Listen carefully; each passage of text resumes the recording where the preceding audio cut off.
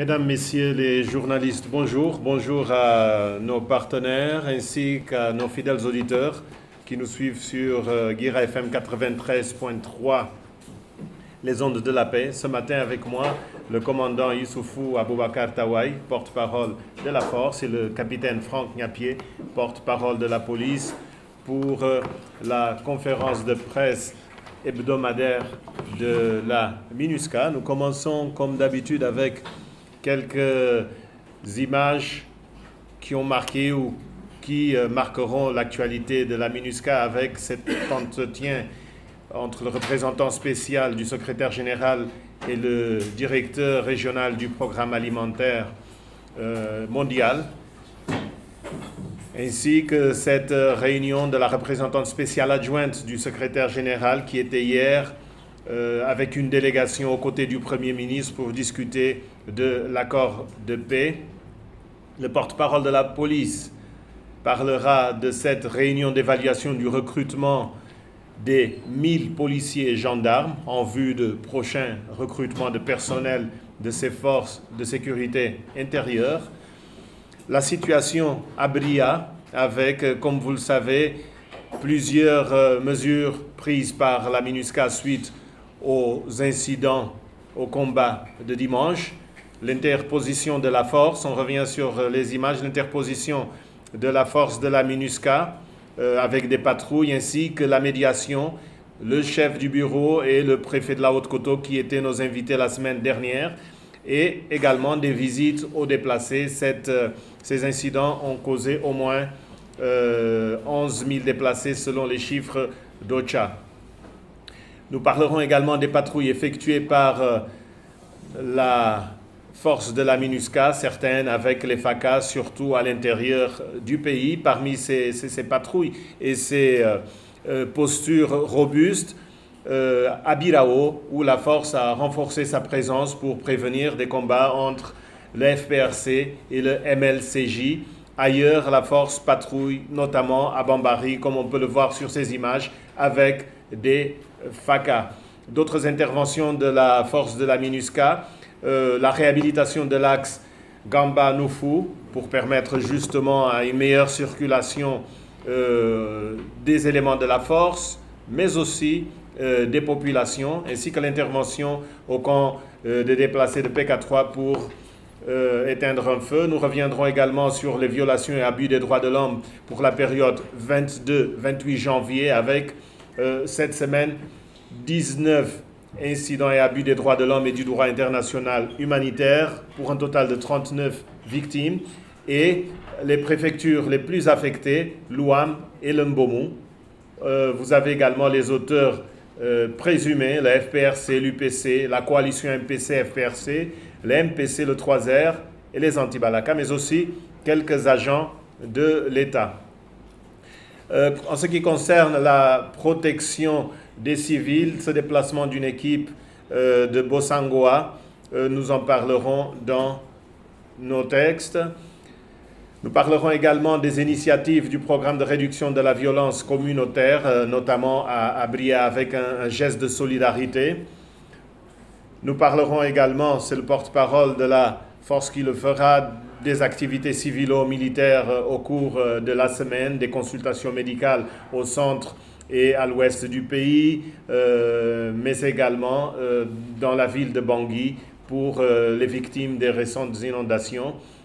Pour terminer cette image de la semaine, il s'agit d'une campagne de sensibilisation sur la culture de la paix qui a eu lieu à l'école préfectorale de Bossangoa. Vous le savez sans doute, et le communiqué a été distribué, l'Union africaine, la CEAC et l'Organisation des Nations Unies, garant et facilitateur de l'accord politique pour la paix et réconciliation en RCA, ont publié un communiqué le dimanche 25 janvier. Dans ce communiqué, ils se réjouissent des rencontres à Bangui entre le président de la République, Faustin Archange Touadéra, et 4 anciens chefs d'État, et saluent la politique de main tendue du chef de l'État centrafricain, ainsi que les efforts du gouvernement au respect de ses engagements contenus dans l'accord. L'Union africaine, la CAC, l'ONU, les garants et facilitateurs se félicitent également de la transmission au Parlement par le gouvernement des projets de loi relatifs au statut des anciens chefs d'État, aux partis politiques, aux collectivités territoriales et la remise officielle au président de l'avant-projet de loi sur la commission Vérité, Justice, Réparation et Réconciliation et demande l'accélération de la mise en œuvre de tous les engagements, notamment la question du DDRR et les USMS. Ces trois organisations notent avec satisfaction une baisse significative des actes de violence sur l'ensemble du territoire national depuis la signature de l'accord il y a presque un an et réitèrent leur engagement à œuvrer pour un climat de dialogue et pour le respect des engagements par toutes les parties signataires. En ce qui concerne l'accord, comme je l'ai dit tantôt, il y a eu cette réunion hier à la primature. Le Premier ministre qui a reçu la MINUSCA, la CAC, l'Union africaine, l'Union européenne pour discuter des activités pour le premier anniversaire de la signature le 6 février prochain. Le représentant spécial, quant à lui, a reçu le directeur régional du PAM pour l'Afrique de l'Ouest et centrale. Le chef de la MINUSCA a salué les efforts du PAM qui, à l'instar d'autres acteurs humanitaires, jouent un rôle extrêmement important pour lutter contre l'insécurité alimentaire et l'appui à des milliers de personnes déplacées. Le représentant spécial a condamné certains groupes armés qui ciblent les convois humanitaires et a réitéré l'engagement de la force en soutien au convoi du PAM dans le cadre du mandat. Comme vous le savez, le mandat demande à la MINUSCA d'aider à créer des conditions pour le libre accès des acteurs humanitaires et la distribution aux populations. En ce qui concerne les droits de l'homme, entre le 23 et le 28 janvier, entre le 22 et le 28 janvier, la division des droits de l'homme de la MINUSCA a pu vérifier et documenter à Bangui, à l'intérieur du pays, 19 incidents d'abus et violation des droits de l'homme et du droit international humanitaire, pour un total de 39 victimes, 28 hommes, 2 femmes et le reste, 8. Sur l'autre slide, vous pouvez voir que les zones les plus affectées ont changé par rapport à la semaine dernière. C'était le Mbomu et la Waka. Cette fois-ci, c'est l'Ouam et le Mbomu. Les groupes armés, pratiquement les mêmes. L'FPRC 4, nombre d'incidents. L'UPC 4, les Antibalaka 4, la coalition FPRC-MPC 2 et puis MPC 3R, un incident chacun. Et parmi ces incidents, notons le recrutement des enfants dans les groupes armés. Il y a eu 2 incidents dans ce sens, ainsi que des menaces de mort. À Bangui, et nous parlons maintenant du programme de réduction de la violence communautaire, à Bangui, à Kagabandoro, Bangassou et Bria, les formations professionnelles pour plus de 2300 bénéficiaires de ce programme se poursuivent. Les filières sont nombreuses. Il y a la mécanique, la menuiserie, l'agriculture et le commerce. Au total, les projets CVR, qui touchent également Boire, Bossangoa et Bambari, touchent 4000 bénéficiaires, des hommes et des femmes. Et parmi les gestes et l'impact du travail de ces bénéficiaires, nous parlons ce matin de ce qui s'est passé à Bria, où un groupe de 15 bénéficiaires, dont 9 femmes qui disposent d'un petit champ école, ont décidé de distribuer à des familles vulnérables leur première récolte, quelques 150 000 plantules de légumes, tomates, oignons et laitues. Et finalement, en ce qui concerne la protection des civils, il y a quelques jours, un incident s'est produit au village Bondorokota. Il y a eu quelques victimes et l'équipe de la MINUSCA s'est rendue sur place pour discuter avec les habitants de cette localité et connaître les tenants et les causes de cet incident qui implique des groupes armés. Sur ce, je me tourne vers mon collègue de la force pour le compte-rendu de la semaine. À vous, commandant. Merci Vladimir. Bonjour chers journalistes. auditeurs, auditrices. Ces dernières semaines ont connu une recrudescence de violence, particulièrement dans la région Est, mais la situation sécuritaire demeure relativement calme sur l'ensemble du territoire centrafricain. À l'Est, à Bria, la semaine dernière a été marquée par une escalade de violence entre éléments du FPRC. L'intervention de la MINUSCA, à travers la force et la médiation, a contribué à faire cesser les affrontements.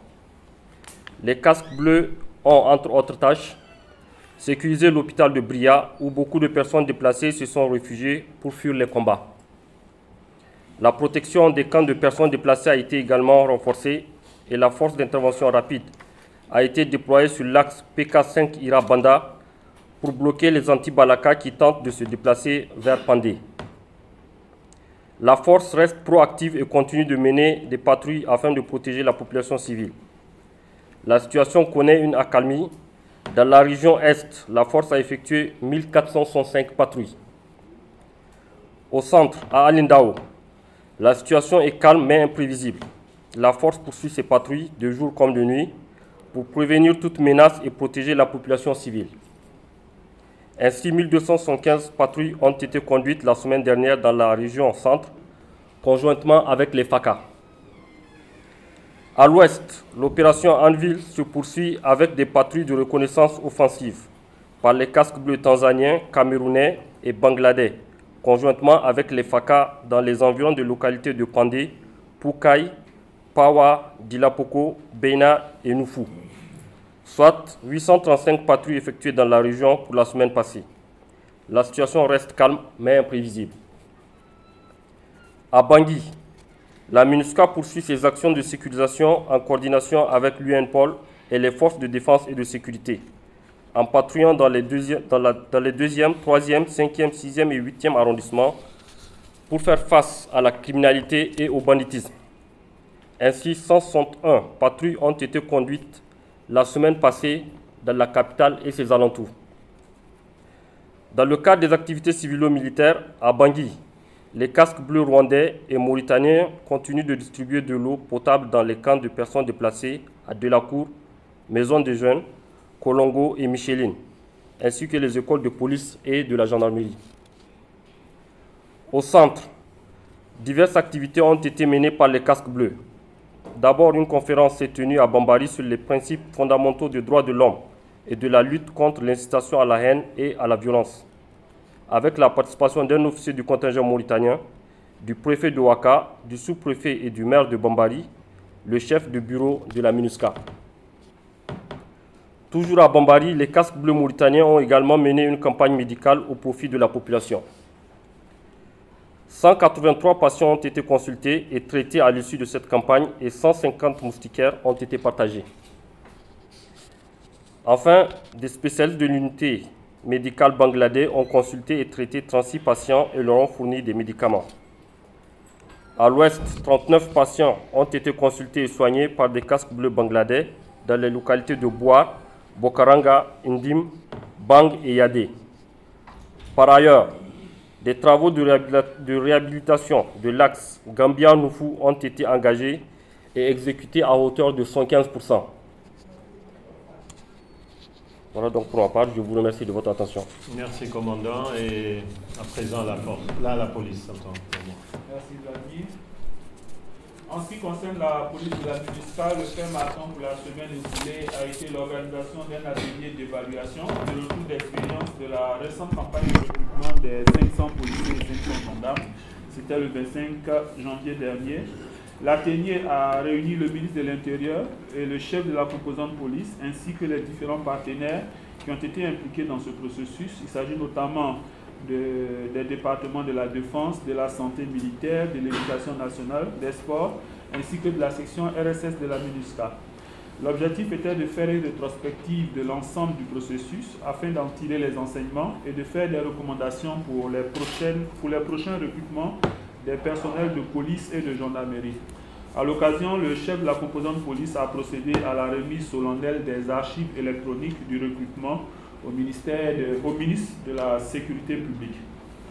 À Bangui, la Task Force élection qui réunit UNPOL et les FSI a tenu sa 14e réunion le 23 janvier.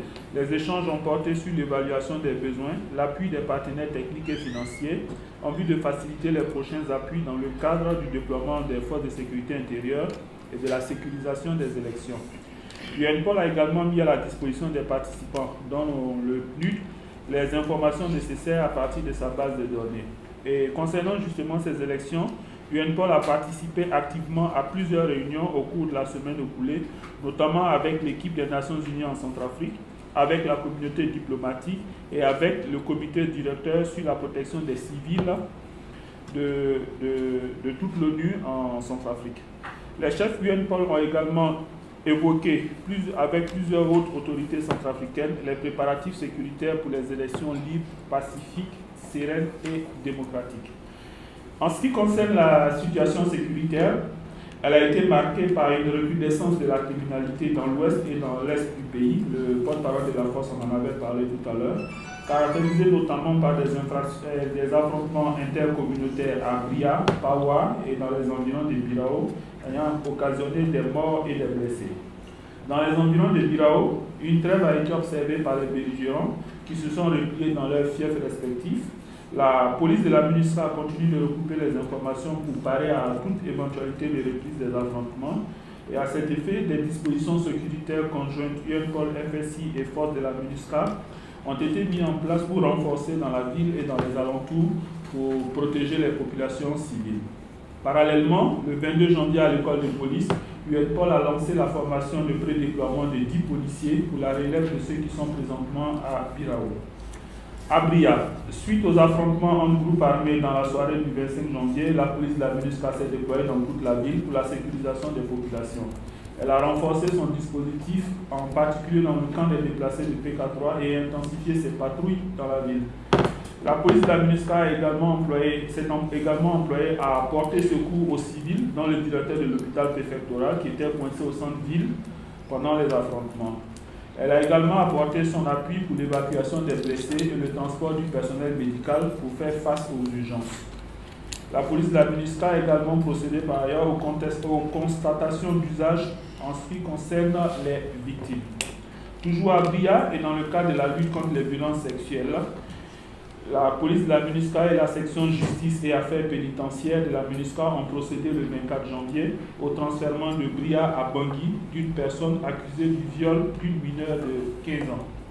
Cette personne a été remise aux autorités centrafricaines pour la suite de la procédure judiciaire.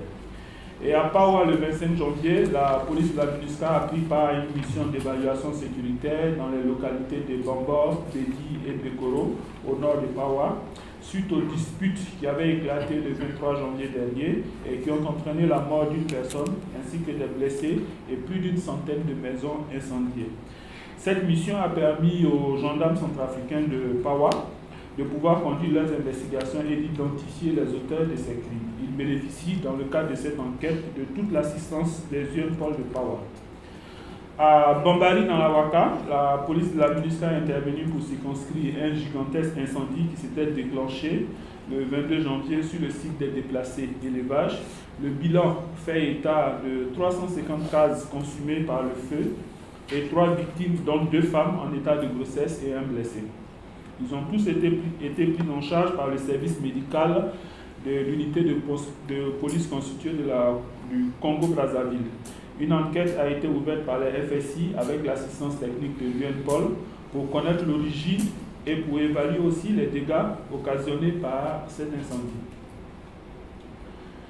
À Lindao, une équipe intégrée UNPOL et la section des droits de l'homme de la MINUSCA est sur place dans le cadre des enquêtes ouvertes suite aux récents affrontements entre groupes armés et FACA qui ont fait de nombreuses victimes dans 2 éléments des FACA.